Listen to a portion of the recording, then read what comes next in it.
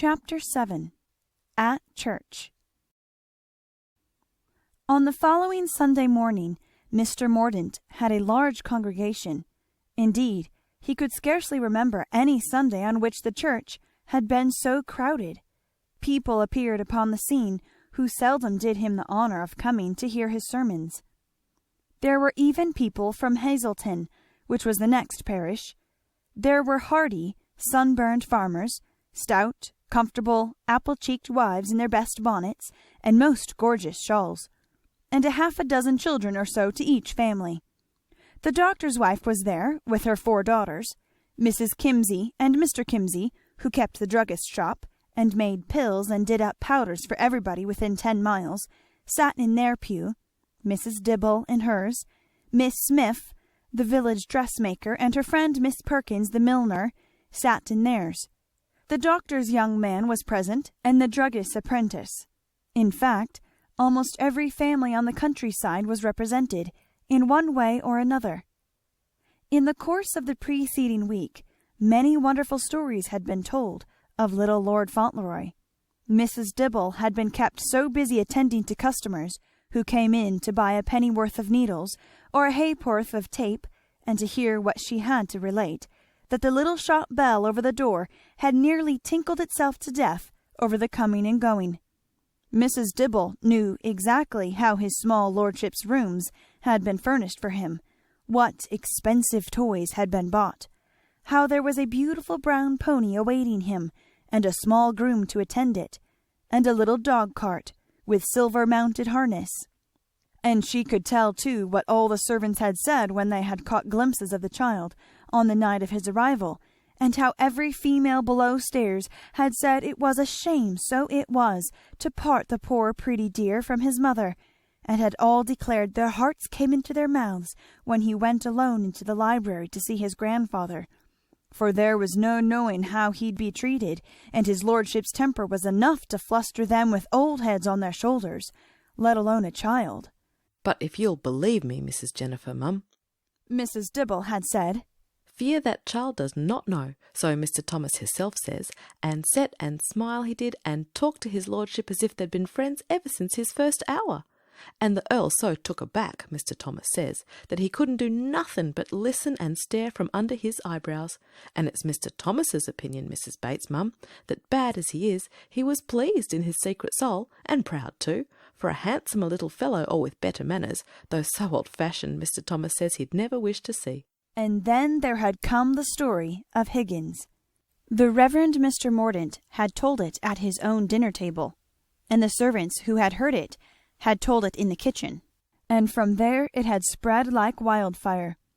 And on market day, when Higgins had appeared in town, he had been questioned on every side, and Newick had been questioned too, and in response had shown 2 or 3 people the note signed Fauntleroy. And so the farmers' wives had found plenty to talk of over their tea and their shopping, and they had done the subject full justice, and made the most of it. And on Sunday they had either walked to church, or had been driven in their gigs by their husbands, who were perhaps a trifle curious themselves about the new little lord who was to be in time the owner of the soil. It was by no means the Earl's habit to attend church, but he chose to appear on this first Sunday. It was his whim to present himself in the huge family pew, with Fauntleroy at his side. There were many loiterers in the churchyard, and many lingerers in the lane that morning. There were groups at the gates and in the porch, and there had been much discussion as to whether my lord would really appear or not. When this discussion was at its height, one good woman suddenly uttered an exclamation. "Eh!" she said. "That must be the mother, pretty young thing." All who heard turned and looked at the slender figure in black coming up the path. The veil was thrown back from her face, and they could see how fair and sweet it was, and how the bright hair curled as softly as a child's under the little widow's cap. She was not thinking of the people about. She was thinking of Cedric, and of his visits to her, and his joy over his new pony, on which he had actually ridden to her door the day before, sitting very straight and looking very proud and happy.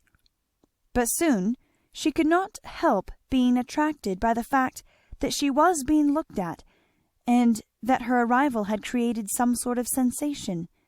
She first noticed it because an old woman in a red cloak made a bobbing curtsy to her, and then another did the same thing and said, "God bless you, my lady."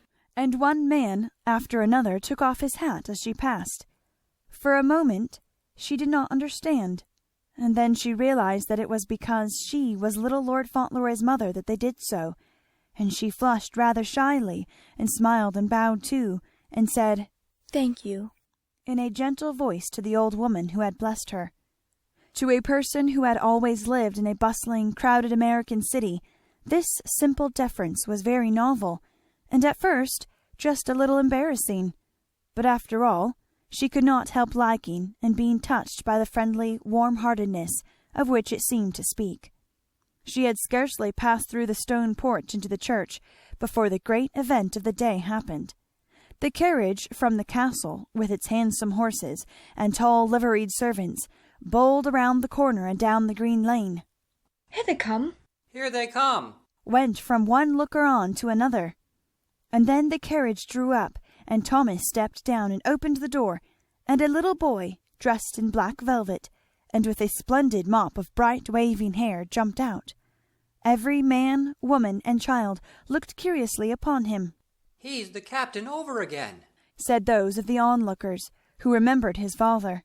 "He's the captain himself to the life." He stood there in the sunlight looking up at the Earl, as Thomas helped that nobleman out, with the most affectionate interest that could be imagined. The instant he could help, he put out his hand and offered his shoulder as if he had been 7 feet high. It was plain enough to every one that, however it might be with other people, the Earl of Dorincourt struck no terror into the breast of his grandson. "Just lean on me," they heard him say. "How glad the people are to see you, and how well they all seem to know you."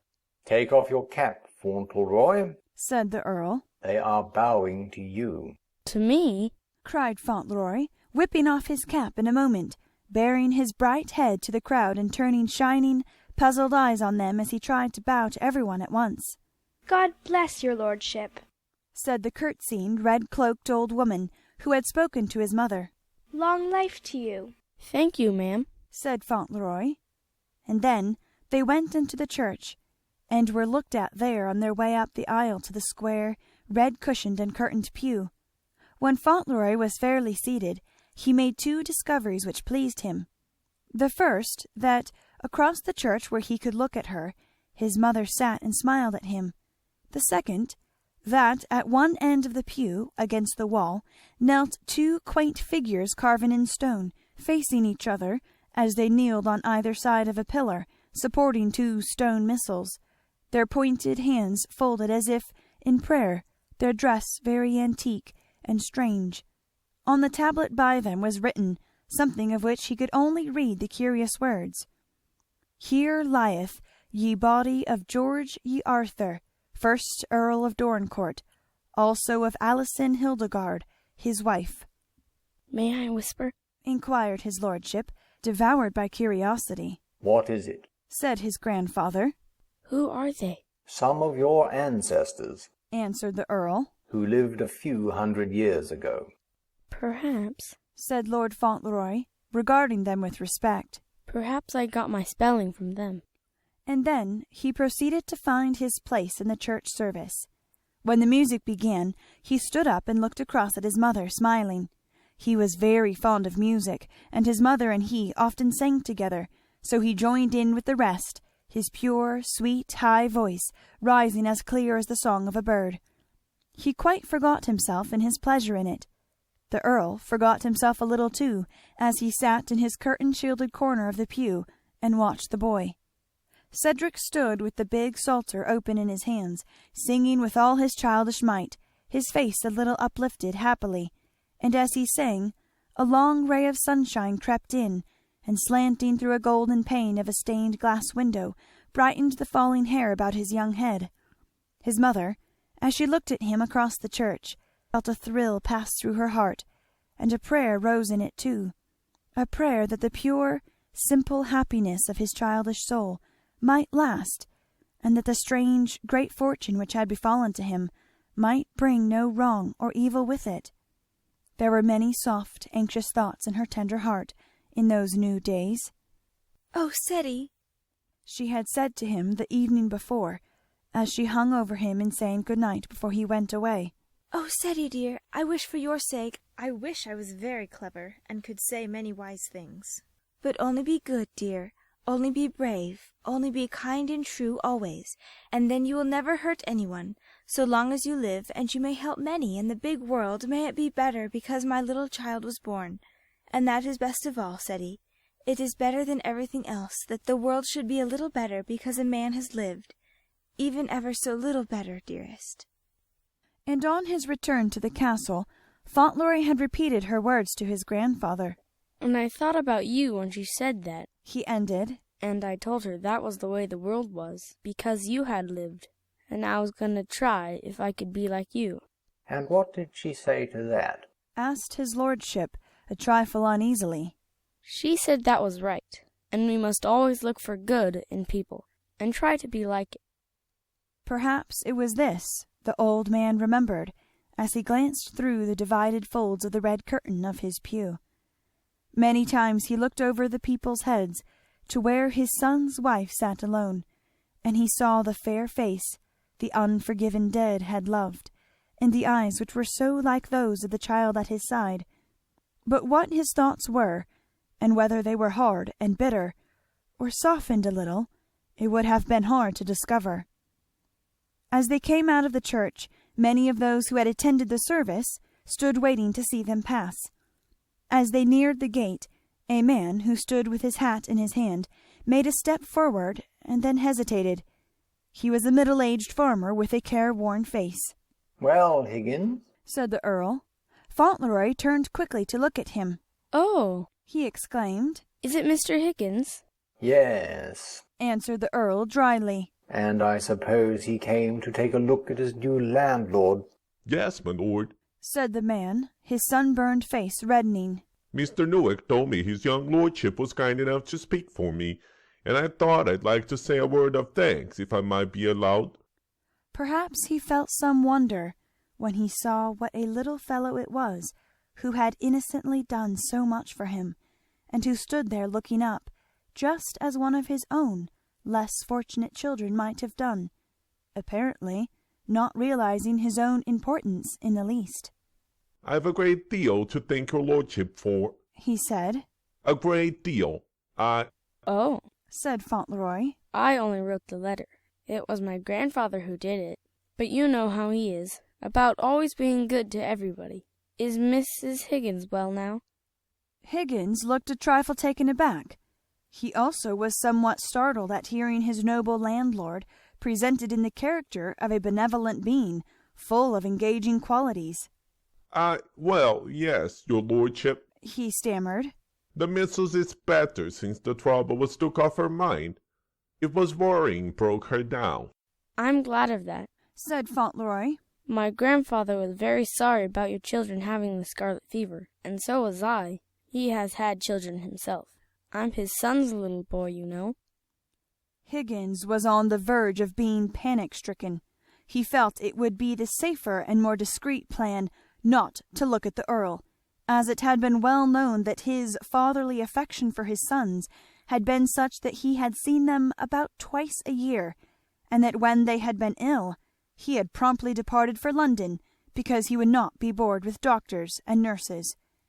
It was a little trying, therefore, to his lordship's nerves to be told, while he looked on, his eyes gleaming from under his shaggy eyebrows, that he felt an interest in scarlet fever. "You see, Higgins," broke in the Earl with a fine grim smile, "you people have been mistaken in me. Lord Fauntleroy understands me. When you want reliable information on the subject of my character, apply to him. Get in the carriage, Fauntleroy." And Fauntleroy jumped in, and the carriage rolled away down the green lane, and even when it turned the corner into the high road, the Earl was still grimly smiling. End of chapter 7.